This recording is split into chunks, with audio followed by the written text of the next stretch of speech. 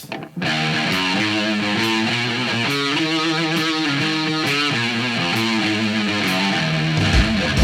when you have a long straight cut to make with your circular saw, you've basically got two options. You can either try to slowly and accurately follow that line with your saw and hope that your guide beads on the end are accurate, which is usually not the case. Or the other option is to use something straight as a fence that your circular saw can ride against to accurately cut that line. Now this is a really great option, and it's a really cheap option if you've got some straight scrap sitting around.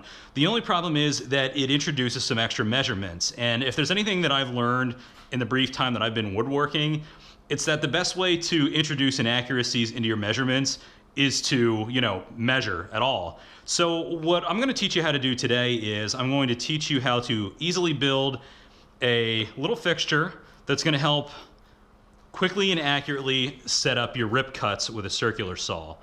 And basically this is all you need. You need your circular saw, of course. You're actually going to be using that to make the cut. You need two pieces of scrap, one of which needs to be longer than the space between your saw blade and the edge of the rip fence on the circular saw. You need another small piece of scrap that's roughly the same width, and it needs to be tall enough that the circular saw can ride against it, but not so tall that it doesn't fit beneath the motor when you're making the cut, okay? So you might have to take a measurement there and experiment a little bit, but basically you just need these two little pieces of wood. You need two nails. I've got two finished nails here. Just basically something that we can quickly drive in to this wood without having to drill a bunch of pilot holes and waste time with that. We need a Sharpie because we need to mark this when we're done, and I'll explain why. And last, we need a clamp or two. All right, so let's get started. The first thing that I'm going to do is I'm going to clamp the longer piece down to my work area, and I'm going to nail these two pieces together at a 90-degree angle, okay? So I don't even need to drive these in the whole way, just enough that these two pieces are secured together, right?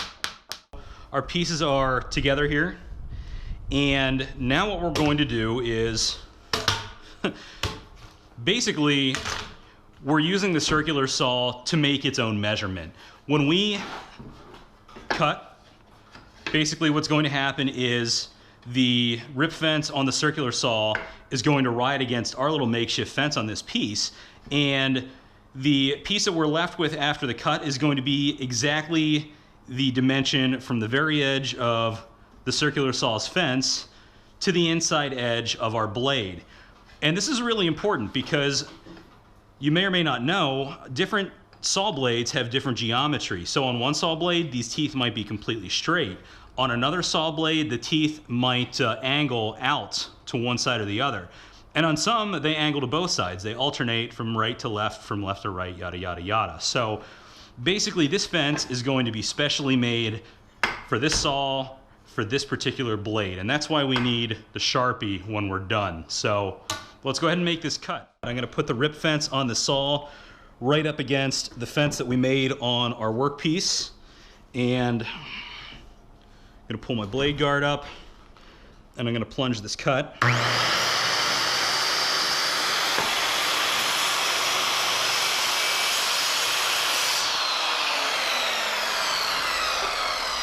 And there we go. So now what we're left with is this 90-degree angled piece right here. And I'm just going to take my hammer, I'm going to pop this piece off. This piece of plywood right here, from this edge to this edge that we just cut, is going to be exactly the dimension that we need, as you can see. So what I'm going to do is I'm going to go ahead and mark this, which edges I've cut, and I'm going to write down that it's for my Black & Decker Firestorm with a DeWalt finish blade.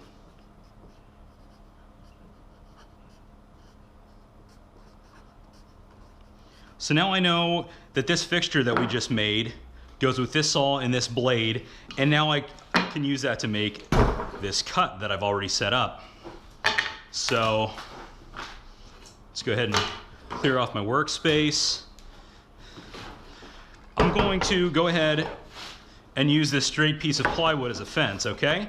And we're gonna make use of our clamps again.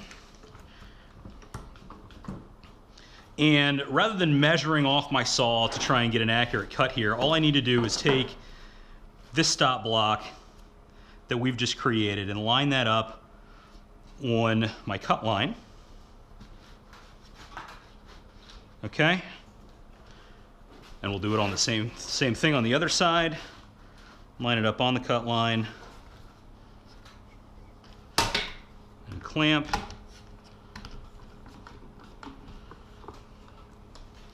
And now we can go ahead and make that cut.